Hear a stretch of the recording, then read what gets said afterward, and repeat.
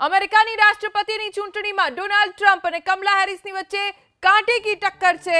Trump અને Kamala Harris વચ્ચે 16 electoral મતનો જ તફાવત રહ્યો છે. ડોનાલ્ડ ટ્રમ્પ 232 તો કમલા હેરિસને મળ્યા 216 ઇલેક્ટોરલ મત. કેલિફોર્નિયામાં 60%થી વધુ મત સાથે કમલા હેરિસ આગળ છે. ડોનાલ્ડ ટ્રમ્પ અને કમલા હેરિસ બંને વચ્ચે કાંટે કી ટક્કર છે.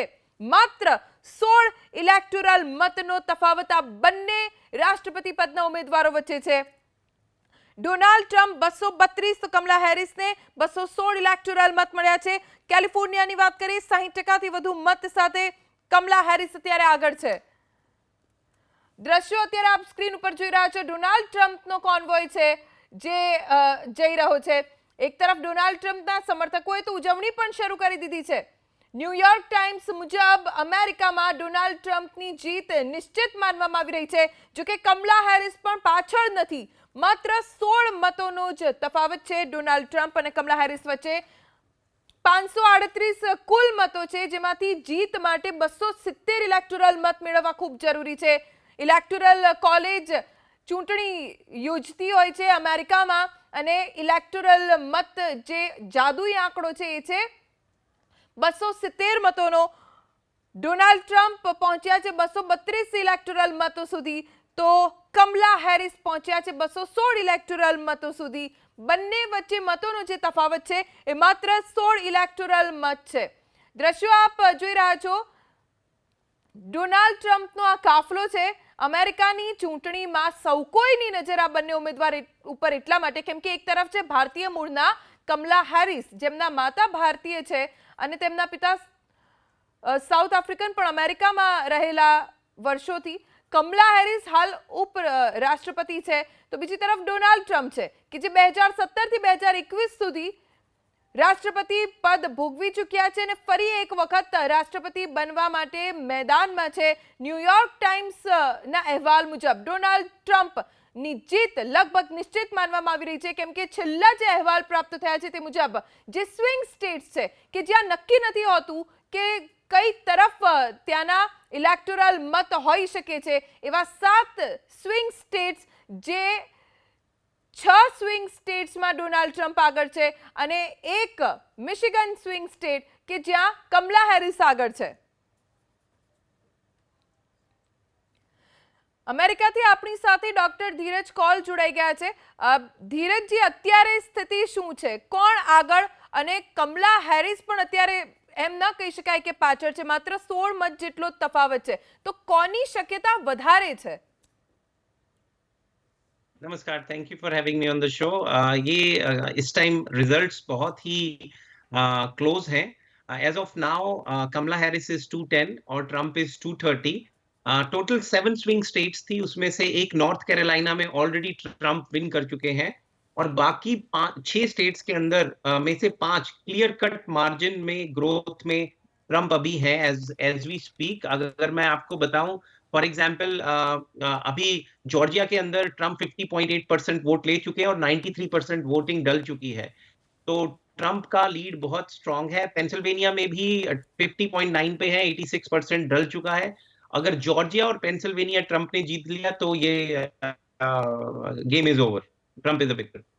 सो ये बहुत ही क्लोज कॉल है और अभी हम लोग इसको बहुत क्लोजली फॉलो कर रहे हैं. ओके, आखिरी मोमेंट में चौंकाने लगी है कमला हैरिस.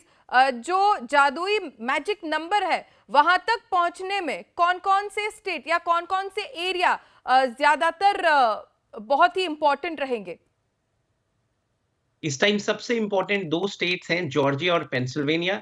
जो जॉर्जिया और पेंसिल्वेनिया को अगर जीतेगा वो व्हाइट हाउस जाएगा. Specifically Pennsylvania. जॉर्जिया में तो ऑलरेडी ये दिख रहा है, अभी तक जॉर्जिया के अंदर 93% वोट पड़ चुके हैं और 50.8% पे ट्रम्प आगे हैं. अगर इसी स्तर से चलते रहे तो ट्रम्प प्रीटी मच श्योर ही will go to the White House. और पेंसिल्वेनिया में तकरीबन 86% वोट्स काउंटेड हो चुके हैं और 50.9% में ट्रम्प है. लेकिन ये सब वोट्स शहर के ज्यादातर हैं. रूरल एरियाज में रिपब्लिकन पार्टी ज्यादा स्ट्रांग है पेंसिल्वेनिया काउंटीज के अंदर, तो इसी वजह से मुझे लगता है कि पेंसिल्वेनिया में आगे जाते हुए ट्रम्प की लीड और बढ़ेगी.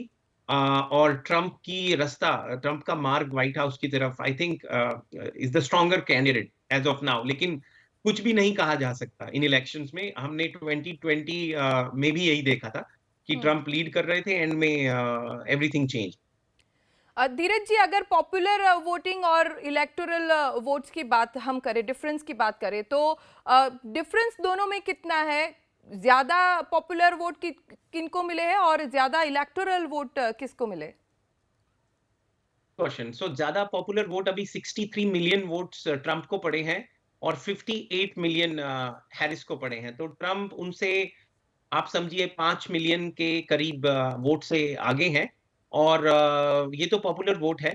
लेकिन अगर आप इलेक्टोरल वोट की नंबर्स देखें तो उसमें ट्रम्प अभी 230 पे है, कमला हैरिस 210 पर है। तो 20 वोट से ट्रम्प आगे जा रहे हैं। लेकिन ऐसी जगह जिन जो ये गैप को, क्योंकि जो 270 जादुई आंकड़ा है उसको ब्रिज करने वाली जो स्टेट्स हैं उसके अंदर अभी एरिज़ोना है, जॉर्जिया है, मिशिगन है, नॉर्थ कैरोलिना ट्रम्प जीत चुके हैं ऑलरेडी, पेंसिल्वेनिया है, विस्कॉन्सिन है, नेवाडा है। तो ये इन स्टेट्स के अंदर 2 स्टेट जिसमें सबसे ज़्यादा इलेक्टोरल नंबर है, जॉर्जिया है और पेंसिल्वेनिया।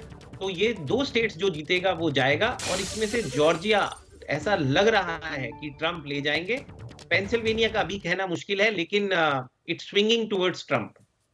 थोड़ी देर में अभी डोनाल्ड ट्रंप भी उनके समर्थकों को संबोधन करने वाले हैं, तो क्या ये माना जाए कि डोनाल्ड ट्रंप की जीत निश्चित है? मुझे अगर आप देखें तो ये कल से ही हम, क्योंकि मैं पेंसिल्वेनिया में हूँ और बहुत लोगों से मिला हूँ, ग्राउंड रियलिटीज देखी हैं। यहाँ पे देखिए इलेक्शन के 3 से 4 बहुत बड़े मुद्दे थे। एक था इलीगल इमिग्रेशन की, 12 से 14 मिलियन लोग, अमेरिका की आबादी तकरीबन 33 करोड़ है, उत्तर प्रदेश से थोड़ा सा उसके आसपास की, और 330 मिलियन, और उसमें से 12 मिलियन आप बाहर से लोगों को ले आए और उनको $7,000 पर पर्सन दें, उनको होटलों में रुकवाएं। इन द मीनवाइल जो हार्ड वर्किंग लोग टैक्स दे रहे हैं वो घर नहीं खरीद पा रहे, गाड़ी नहीं खरीद पा रहे, ब्रेड के रेट बढ़ चुके हैं, अंडे दूध के रेट, डेली जरूरी की चीजें बढ़ चुकी हैं। फिर कई इलीगल इमिग्रेंट्स ने यहाँ पे क्राइम भी किया, पुलिस वालों को मारा, रेप किया। ये सब ट्रम्प ने बहुत अपनी स्पीचेस में बोला है कि वो बहुत बड़ा इशू है। दूसरा है महंगाई। बाइडेन के दौरान महंगाई काफी बढ़ी है, ऑल्दो ऑफिशियल नंबर 2.5% इन्फ्लेशन है, लेकिन जब आप ग्रोसरी रिटेल सेक्टर में खरीदने जाते हैं तो काफी एक्सपेंसिव चीजें मिल रही हैं, तो लोगों की सेविंग्स बिल्कुल नहीं हो रही। और जो फर्स्ट टाइम होम बायर्स थे, वो अगर आप पहली बारी घर खरीदना चाहते हैं 4-5 साल काम करने के बाद, तो इंटरेस्ट रेट इतने हाई हैं कि वो भी नहीं खरीद पा रहे। तो बहुत लोगों के अंदर आक्रोश है। और अगर बोलें तो एक और मुद्दा जो है यहाँ पर वो है कि एनर्जी एनर्जी बहुत एक्सपेंसिव है। तो ट्रम्प अब यहाँ पे फ्रैकिंग करके पेंसिल्वेनिया में गैस और मीथेन के काफी भंडार हैं, फ्रैकिंग करके उसको रिलीज करेंगे, और उससे यहाँ पे एम्प्लॉयमेंट भी मिलेगी और एनर्जी भी सस्ती आएगी। तो ये 3 बहुत बड़े मुद्दे हैं। लेकिन चौथा मुद्दा वुमेन्स हेल्थ, अबॉर्शन का था, जिसको हैरिस ने काफी स्ट्रांगली पिच किया। लेकिन उसको भी ट्रम्प के सपोर्टर्स काउंटर कर चुके हैं और काफी उनकी एक्सप्लेनेशंस आई हैं। लेकिन अभी देखना ये होगा कि ये जो बाकी की स्टेट्स, 6 स्टेट्स बची हैं, इसमें निर्णायक पेंसिल्वेनिया किस दिशा में जाता है। और मैं इस टाइम खुद भी पेंसिल्वेनिया में हूँ। अंडर करेंट तो ट्रम्प की सपोर्ट में ही फिलहाल हमें दिख रहा है। और एक और बहुत बड़ा मुद्दा है जियोपॉलिटिक्स की, वर्ल्ड के अंदर बहुत अनस्टेबिलिटी है, यूक्रेन रशिया वॉर चल रहा है, मिडिल ईस्ट में वॉर चल रहा है। तो कहीं ना कहीं बाइडेन को वीक माना गया इस एडमिनिस्ट्रेशन में और निगोसिएशन में, and Trump is known to be a good negotiator. तो कहीं ना कहीं जनता ये भी उम्मीद कर रही है कि वर्ल्ड वॉर 3 को अगर कोई बचा सकता है तो शायद वो ट्रम्प कर सकें, क्योंकि उनके रिलेशनशिप्स काफी लीडर्स के साथ अच्छे हैं और काफी अच्छी निगोसिएशन वो पहले भी नेटो के साथ भी, और पुतिन के साथ भी, और किम जोंग यून के साथ भी जो नॉर्थ कोरिया के हम्म। हैं, और चाइना के प्रीमियर के साथ भी उन्होंने किया है। तो पूरे वर्ल्ड में पीस लाने की दिशा में भी कई ऐसे लोग हैं जो इनको वोट कर रहे हैं डेमोक्रेट होने के बावजूद। धीरज जी, ये अब तक की बड़ी खबर मिल रही है, 7 स्विंग स्टेट्स में से एक नॉर्थ कैरोलिना में डोनाल्ड ट्रंप की जीत हुई है। तो ये कितनी बड़ी जीत डोनाल्ड ट्रंप की? देखिए, नॉर्थ कैरोलिना में हम लोग जो इसको फॉलो कर रहे हैं, हमें क्लियर कट था कि वो जीत जाएंगे। हमें क्लियर कट था कि जॉर्जिया में भी जीत जाएंगे, क्योंकि जॉर्जिया बहुत ही इंपॉर्टेंट स्टेट है। पेंसिल्वेनिया बहुत क्लोज टक्कर थी। अगर आप पोल्स को देखें तो 48% दोनों साइड पे थे और 4% अनडिवाइडेड। लेकिन ये जानना जरूरी है कि जो ट्रंप के वोटर्स हैं, उसमें से एक फ्रैक्शन ऐसे लोग हैं जो बोल बताते नहीं है कि वो ट्रंप के वोटर हैं, क्योंकि उनको डर लगता है या अनकंफर्टेबल होता है कि उनको रेसिस्ट लेबल किया जाएगा। तो उसको अवॉइड करने के लिए वो दे अवॉइड ट्रम्प बताना पब्लिक को कि हम ट्रम्प सपोर्टर हैं। पर अदरवाइज अगर आप देखें तो पेंसिल्वेनिया में Trump support is much stronger, और पिछले कुछ हफ्तों में और तेजी से बढ़ा है, क्योंकि ये दिक्कतें बढ़ती जा रही हैं। और कमला हैरिस सब इसको एड्रेस करने के लिए आगे भी बढ़ी कि हम इन्फ्लेशन कम करेंगे, हम इलीगल इमिग्रेशन को कम कर। देखिए, भारत मूल के तकरीबन 90 टू 95% लीगल राउट से यहाँ आते हैं, वीजा लेके 15 साल इमिग्रेशन का वेट करते हैं, ग्रीन कार्ड मिलता है, बहुत टैक्सेस देते हैं। उन लोगों को भी हिस्पैनिक लोग, अफ्रीकन लोग जो राउट से आते हैं, उनको बहुत बुरा लग रहा है कि कोई भी आदमी बॉर्डर से क्रॉस करके आ रहा है, हमारे टैक्सेस से उन्हें होटल पे ठहराया जा रहा है, उन्हें माफ कीजिएगा धीरज जी, आपको यहाँ रोक रही हूँ। एक ने कहा था क्योंकि बढ़त उनकी बनी हुई है तो उन्हें विजेता डिक्लेयर कर दिया जाए, जबकि ऐसा पिछले चुनाव में नहीं हुआ। लेकिन इस बार जो स्विंग स्टेट्स हैं उनमें जिस तरह का रुझान आ रहा है, जो कंसिस्टेंटली पिछले कुछ घंटों से हम देख रहे हैं, डोनाल्ड ट्रंप की पार्टी ने लीड बनाई हुई है, काउंटिंग जारी है, लेकिन कमला हैरिस उस लीड को अभी तक फ्लिप नहीं कर पाई हैं। तो ऐसा लग रहा है कि जो 5 स्विंग स्टेट्स हैं जिनमें काउंटिंग चल रही है, वो पांचों स्टेट्स में जो क्योंकि वो लीड कर रहे हैं, ये एक बहुत बड़ा इंडिकेशन है कि अगर ये आंकड़े नहीं बदलते हैं और अगर ये काउंटिंग खत्म होने की कगार पर है, तो यानी कि ये स्विंग स्टेट्स डोनाल्ड ट्रंप के खाते में जा रहे हैं। और शायद इसी वजह से वो अब अपने समर्थकों को संबोधन करने के लिए तैयारी कर रहे हैं फ्लोरिडा में, जिसमें वो अपनी जीत का भी ऐलान कर सकते हैं। ये भी अंदेशा दे सकते हैं, अंदाजा दे सकते हैं अपने समर्थकों को कि बस अब तैयारी उनको राष्ट्रपति चुनने की हो चुकी है पूरी तरह से। તો ડોનાલ્ડ ટ્રમ્પ તૈયાર છે જીતની જાહેરાત કરવા માટે? અમેરિકાની રાષ્ટ્રપતિની ચૂંટણીમાં 7 સ્વિંગ સ્ટેટ્સમાં ટ્રમ્પને પ્રથમ સફળતા નોર્થ કેરોલાઇનમાંથી મળી છે અને નોર્થ કેરોલાઇનમાં ટ્રમ્પની જીત થઈ છે। સાથે જ આજે ટ્રમ્પ પોતાના સમર્થકોને સંબોધન પણ કરશે। ખૂબ આત્મવિશ્વાસ ડોનાલ્ડ ટ્રમ્પમાં જોવા મળી રહ્યો છે। અગાઉ પણ તેમણે પોતાની જીતનો દાવો કર્યો હતો અને અત્યારે પણ મત શેરમાં ડોનાલ્ડ ટ્રમ્પ આગળ છે। આપણી સાથે ડોક્ટર ધીરજ કૌલ જોડાયેલા છે।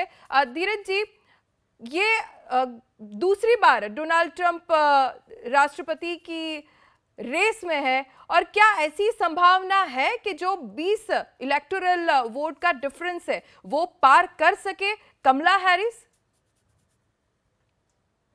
संभावना तो है। पिछली बारी भी ऐसा बहुत ही क्लोज था, इस बारी भी ऐसा सोचना कि हम जीत चुके हैं थोड़ा सा प्रीमेच्योर होगा। पर ये नंबर्स से ज्यादा आप पब्लिक सेंटिमेंट पे अगर ध्यान दें, जो कि ग्राउंड पे पिछले कई हफ्तों से दिख रहा है, उसमें बहुत आक्रोश है करंट गवर्नमेंट के खिलाफ। और कमला हैरिस कहीं ना कहीं अपने आप को नहीं बचा पा रही डिफेंड करना कि अगर आप वाइस प्रेसिडेंट थे तो आप 4 साल कर क्या रहे थे? इतनी इन्फ्लेशन, इतने लोग बॉर्डर क्रॉस करके आ गए, आप उसकी उनके इमिग्रेशन की आप लीड कर रही थी इस मिशन को। मैटर ऑफ फैक्ट, जब से ये क्राइसिस आया है, कमला हैरिस एक ही बारी बॉर्डर पे गई हैं देखने के लिए। तो इससे कहीं ना कहीं लोगों के अंदर बहुत आक्रोश है। फिर यहाँ के एक्सपेंसिव मनी, हम लोगों ने तकरीबन $64 बिलियन का इक्विपमेंट यूक्रेन को डोनेशन में दे दिया वॉर के लिए। 174 बिलियन एलोकेटेड था। इलीगल इमिग्रेशन की कॉस्ट पूरे सिस्टम को $400 बिलियन होगी। तो बहुत और क्राइम भी बढ़ चुका है। तो बहुत ही मुश्किल है एक मिडिल क्लास फैमिली के लिए ऐसी स्थिति में जीना। लेकिन अगर आप देखें तो लग तो यही रहा है कि ट्रंप इस लीड को डेफिनेटली पूरा करेंगे। लेकिन ये कह देना कि कमला हैरिस का चयन 0 है, ये गलत होगा। हमने ये पहले पास्ट में देखा है कि एंड मोमेंट पे कई जगहों पे बैलेट्स की काउंटिंग स्लो होती है, इंक्लूडिंग पेंसिल्वेनिया, जहाँ पे मेल इन बैलेट्स होते हैं, उनको भी काउंट किया जाता है। तो अभी थोड़ा सा प्रीमेच्योर होगा कॉल करना, लेकिन डेफिनेटली जिस हिसाब से रुझान है, जिस हिसाब से चीजें चल रही हैं, और जो मैंने असेस किया है ग्राउंड पे, इवन वोटिंग से पहले it was a clear mandate towards Trump. Okay, ज्यादातर धीरज जी हमने देखा कि जो भारतीय मूल के अमेरिकन नागरिक है उनका रुख ज्यादातर डोनाल्ड ट्रंप की तरफ है। जो कमला हैरिस भारतीय मूल की उम्मीदवार है, फिर भी डोनाल्ड ट्रंप उनकी पहली पसंद है, ऐसा क्यों, किस कारण से? ये बहुत ही अच्छा क्वेश्चन आपने पूछा है। ये मुझे भी बहुत बॉदर करता था, और जब जब मैंने अपने मित्रों से लोगों से, कई लोगों से मीटिंग्स में बात करी है, तो उन सबका तकरीबन यही एक आंसर होता है कि कमला हैरिस ने इंडियंस या इंडियन ओरिजिन के लोगों के लिए क्या किया। ये सवाल इसका आंसर देना मुश्किल है। मतलब नेशनल लेवल की बात कर रहा हूँ, छोटे पॉकेट्स की नहीं बात कर रहा, कैलिफोर्निया की जहाँ से वो आती हैं, लेकिन नेशनल लेवल पे एक लेडी भारतीय मूल की वाइस प्रेसिडेंट है, तो आपने क्या किया? मैटर ऑफ फैक्ट उनकी कुछ स्टेटमेंट्स थी against Kashmir, India's approach to Kashmir, जिससे काफी Indians had a bitter taste against that. और उनके पास बहुत अपॉर्चुनिटी थी इंडिया के लिए, वीजाज, H1B वीजाज को बढ़ाना, इंडिया की IT हब को और सपोर्ट करना, तो वो कहीं हमने इतना एग्रेसिव कुछ पॉजिटिव रोल नहीं देखा। On the other hand Trump और मोदी जी का बहुत अच्छी केमिस्ट्री है। जब वो प्रेसिडेंट थे, इंडिया के लिए बहुत अच्छे उन्होंने कई एक्शंस लिए, कई इवन वैक्सीन डेवलपमेंट में, ट्रांसफर ऑफ टेक्नोलॉजी में। आप लोग शायद नहीं जानते होंगे, मैं उस स्टोरी में कनेक्टेड था। काफी हद तक ट्रम्प ने हेल्प की कि जो बड़ी कंपनीज हैं, इंटरनेशनल कंपनीज हैं, वो वैक्सीन के फॉर्मूला को गाउज ना करें, उससे मास प्रोडक्शन इंडिया में करवाएं, जहां करवा सकते हैं करवाएं, PPE टेस्ट किट्स, और बहुत पैसे प्रोवाइड किए। तो ट्रम्प ने काम करके दिखाया था 2020 के अंदर, जब दुनिया one of the worst pandemic के थ्रू गुजर रही थी, और उससे पहले भी US economy was good, inflation कम थी, इंटरेस्ट रेट्स लो थे, एक मिडिल क्लास आदमी के लिए घर खरीदना पॉसिबिलिटी थी, सेविंग्स हो रही थी। तो एक होता है इन्फ्लेशन नंबर, एक होता है जो रियल ग्राउंड पे फील किया जाता है। तो ग्राउंड पे जो लोग फील कर रहे थे, वो कंडीशन मच बेटर थी ड्यूरिंग द ट्रम्प टाइम, ये लोगों को याद है। लेकिन डेमोक्रेट करंट गवर्नमेंट के टाइम कोई इतना खास इम्प्रूवमेंट, उल्टा नेगेटिव सेंस की तरफ ज्यादा देखा गया। तो इसी वजह से भारतीय मूल के लोग ज्यादातर हार्ड वर्किंग इमिग्रेंट्स हैं, बहुत मेहनत करते हैं एक एक डॉलर कमाने के लिए। वो भी चाहते हैं कि जो वो टैक्स देते हैं उससे कंट्री की ग्रोथ हो, एक पॉजिटिव उसकी तरफ लगे, ग्रोथ हो, और अच्छे से अच्छा एजुकेशन पे काम हो, हेल्थ केयर पे काम हो। अभी डोनाल्ड ट्रंप ने RF के जूनियर को पद दिया है हेल्थ केयर का। तो वो काफी इनोवेटिव काम करते हैं, और डाइट और हेल्थ के ऊपर उनकी काफी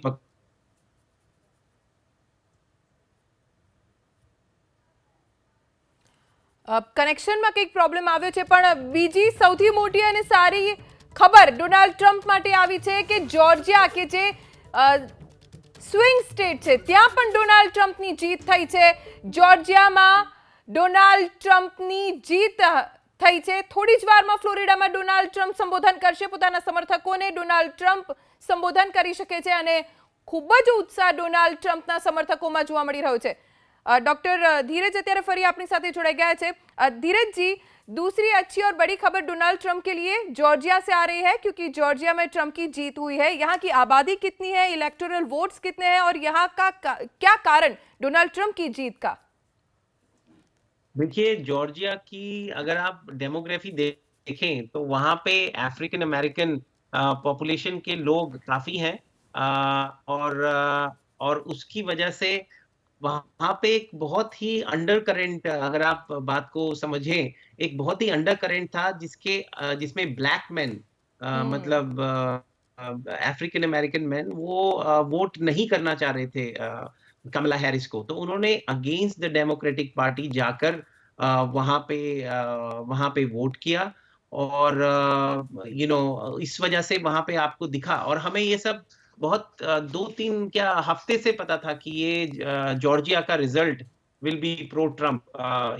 it was very very clear कि वहां पे क्या स्थितियां हैं, और इसी वजह से आपको जो ये अभी दिख रहा है, ये सब वहीं का रिजल्ट है कि ऐसा क्यों तकरीबन आप समझिए 4 मिलियन से ज्यादा लोगों ने वहां पे वोट दिया है, और बहुत अच्छे से आप देखेंगे कि अच्छे मार्जिन से वहां पे ट्रम्प जीतेंगे। और ये प्रिडिक्शन अभी का नहीं है, ये 2 हफ्ते पहले से अगर आप उनके पोल्स देखें तो वहां पे एक बहुत ही स्ट्रांग अंडर करंट था, और वहां पे अफ्रीकन अमेरिकन लोगों ने बढ़ चढ़ के इस टाइम लीगल इमिग्रेंट्स ने ट्रम्प को वोट दिया है। और अरबिक कम्युनिटी भी वहां पे काफी रहती है, उनका भी आक्रोश था कि ये जो फिलिस्तीन में लड़ाई हो रही है इसको रोकने के लिए करंट गवर्नमेंट ने कुछ खास नहीं किया है, तो दे voted against the current government. तो जॉर्जिया तो was not under any confusion. The real kicker now is one state left, Pennsylvania. अगर पेंसिल्वेनिया में ट्रम्प जीत गए तो वो जीत गए इलेक्शन। ओके, और एक खबर मिल रही है, आज हार्वर्ड में कमला हैरिस संबोधन नहीं करेगी और मीडिया से भी बात करने से उन्होंने इनकार कर दिया है। तो क्या ये समझा जाए कि कमला हैरिस ने हार मान ली है? हाँ, देखिए डेफिनेटली अगर आप कमला हैरिस हैं तो आपके लिए तो बहुत स्ट्रेसफुल टाइम है इस टाइम, क्योंकि ऐसी ऐसी स्टेट्स जहाँ पे डेमोक्रेट का हार्ड सपोर्ट था उन्होंने भी इनके खिलाफ वोट डाल दिया। तो कहीं ना कहीं बाइडेन की नीतियों से लोग बहुत ही परेशान थे। इसका खामियाजा अनफॉर्चुनेटली कमला हैरिस को उठाना पड़ा है, क्योंकि ये उनकी खुद की नीतियां नहीं थी, प्रेसिडेंशियल पॉलिसीज थी। बेसिकली वाइस प्रेसिडेंट ऑलमोस्ट जैसे आप भारत में प्रेसिडेंट को देखते हैं, मतलब एक सिंबॉलिक फिगर होते हैं यहाँ पे। तो लेकिन he is a part of the cabinet, part of the decision making. तो उनके ऊपर भी कहीं ना कहीं इसका जिसको बोलते हैं खामियाजा, उनको भी इसका उठाना पड़ रहा है, क्योंकि ये तो इट्स नॉट ये किसी से नहीं छुपा हुआ कि हमारी जो पुरानी गवर्नमेंट थी वो कितनी इफेक्टिव थी, क्या थी, ये तो पब्लिक नॉलेज है। तो इस वजह से जॉर्जिया में देखिए एक और बात है, जॉर्जिया की पर कैपिटल इनकम कम है। जॉर्जिया में ज्यादा गरीबी से नीचे के लोग रहते हैं, या फिर middle class, lower middle class लोग रहते हैं, और उनके लिए एक एक डॉलर इस टाइम बचा पाना बहुत मुश्किल है इन्फ्लेशन से। तो ये कह देना कि सारा इन्फ्लेशन गवर्नमेंट की वजह से हुआ है, ये गलत होगा। कोविड था, बहुत रीजन थे, लेकिन मुझे ऐसा लगता है कि government could have done a better job in controlling inflation, और इसका खामियाजा आप देख रहे हैं। मैंने फिर बार बार पिछले कई दिनों से यही बोल रहा हूँ कि इन्फ्लेशन, इमिग्रेशन, ये दो बहुत बड़े मुद्दे हैं अमेरिकन पॉलिटिक्स में जो अब उभर के आए हैं। इन्फ्लेशन और इमिग्रेशन, इमिग्रेशन नंबर 7 पे था, इन्फ्लेशन नंबर 5 या 6 पे था, पर within last 3-4 weeks they are number 2, 1 and 2। और ट्रंप ने इसको बहुत भुना है, बहुत उन्होंने इसको अपने रैलीज में भुना है।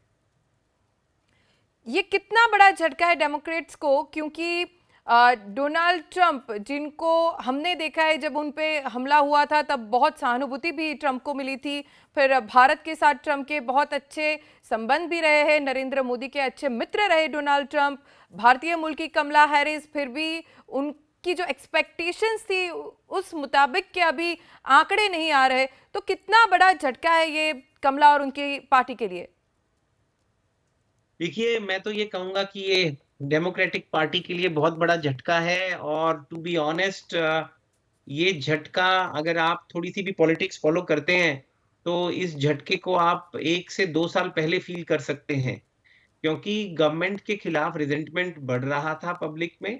और क्या उस टाइम जो बाइडेन को रिजाइन करके इवन कमला हैरिस को आगे लाना चाहिए था, ये एक बहुत ही इंपॉर्टेंट क्वेश्चन है, क्योंकि उनकी फिजिकल कंडीशन काफी डिटोरिएट हो रही थी। और इस वजह से क्या कई ऐसे डिसीजंस नहीं लिए गए या लिए गए जिनसे इनको अभी नुकसान झेलने को मिल रहा है। तो पूरा डेमोक्रेटिक पार्टी के अंदर अब आपने देखा होगा कि जो बाइडेन लड़ रहे थे इलेक्शन, अब आप विश्वास कर सकते हैं कि जो बाइडेन 4 साल और इतने वर्ल्ड की टॉप जॉब को रन करने की कंडीशन में थे, ये एक बहुत बड़ा सवाल है। तो वो तो पब्लिक ने नोट किया, और उनपे काफी ट्रंप ने कमेंट्स किए, और उनको फिर रिजाइन करना पड़ा। उसके लिए भी वो मतलब अपना विड्रॉल करना पड़ा, उसके लिए भी उन्होंने काफी टाइम लगाया। नहीं तो अभी वही लड़ रहे होते इलेक्शन, और कमला हैरिस वाइस प्रेसिडेंट की लड़ रही होती, वो एंड मोमेंट पे उनको आना पड़ा। तो ये पूरी डेमोक्रेटिक पार्टी के लिए एक चैलेंज होगा, लेकिन डेमोक्रेटिक पार्टी का एक बहुत ही स्ट्रांग वोटर बेस है। हम उसको आप इग्नोर नहीं कर सकते। उसमें से कुछ बेस इस बारी बिकॉज ऑफ गवर्नमेंट पॉलिसी उनसे टूट के रिपब्लिकन को गया है, लेकिन वो टेम्परेरी शिफ्ट है। अब ये डेमोक्रेटिक पार्टी पे है कि अगले इलेक्शंस के लिए कैसे तैयारी करें। अभी सेनेट और स्टेट के इलेक्शंस का भी वो देखेंगे, तो कैसे ग्रास रूट पे इसको बढ़ाएं और क्या-क्या ऐसी गलतियां उनसे हुई जिस वजह से इस बारी काफी लोगों ने उनके खिलाफ जाके वोटिंग दी है। और ये देखिए आपके सामने, मुझे लगता है अगले कुछ घंटों में ही ये और क्लैरिटी आ जाएगी। अभी तो साफ दिख रहा है कि वो जो 2 स्टेट मैंने बताई थी आपको, उसमें से एक तो हो गई, अब बची एक, पेंसिल्वेनिया। ओके, कितनी देर में, कितने घंटों में हो सकता है ये पिक्चर क्लियर? देखिए पेंसिल्वेनिया का अगर आप अभी का डाटा देखें, तो एज ऑफ नाउ उसके उसके जो वोट्स काउंटेड हैं, उसके बेस पे ये डिपेंड करता है कि कितनी जल्दी वो लोग खत्म करेंगे। लेकिन उनका 86% वोट काउंटेड है और काफी वोट मेल इन बैलेट से भी आता है। तो हम लोग बोल पाना ये एक्चुअली मुश्किल होगा, और बोलना भी नहीं चाहिए कि जब तक बिल्कुल ही लाइक 90-95% वोट काउंट ना हो जाए। धीरज जी, एक बड़ा ट्विस्ट है, कमला हैरिस के बाद अब डोनाल्ड ट्रंप ने भी अपने संबोधन को मौकूफ किया हुआ है, तो इसको क्या समझा जाए? डोनाल्ड ट्रंप जो समर्थकों को संबोधन करने वाले थे, बट अब उन्होंने भी उनका प्रोग्राम पोस्टपोन किया है। ये I think it's a smart decision, क्योंकि देखिए लास्ट ईयर भी ट्रम्प ने पब्लिक को संबोधित किया और बोला कि हम जीत रहे हैं, और एंड में कुछ उल्टा हुआ और उसके बाद पब्लिक रॉइट्स हुए। अभी आप शायद इसको नहीं जानते होंगे कि एनवायरनमेंट इज वेरी इलेक्ट्रिफाइड। अगर 1% कमला हैरिस जीत जाती हैं, या किसी वजह से जीत जाती हैं, और ट्रम्प सपोर्ट में ये मिथ ऑलरेडी फैल रहा है कि कहीं पे मैनिपुलेशन होगी, तो राइट्स हो सकते हैं, which will be a bigger headache. तो कोई भी अच्छा लीडर, जो कमला हैरिस एक बहुत ही अच्छी लीडर है और ट्रम्प भी लीडर है, तो उन्होंने I think very wisely decide करके इस टाइम अपनी सेलिब्रेशन को थोड़ा पॉज किया है, और आई वेलकम दिस।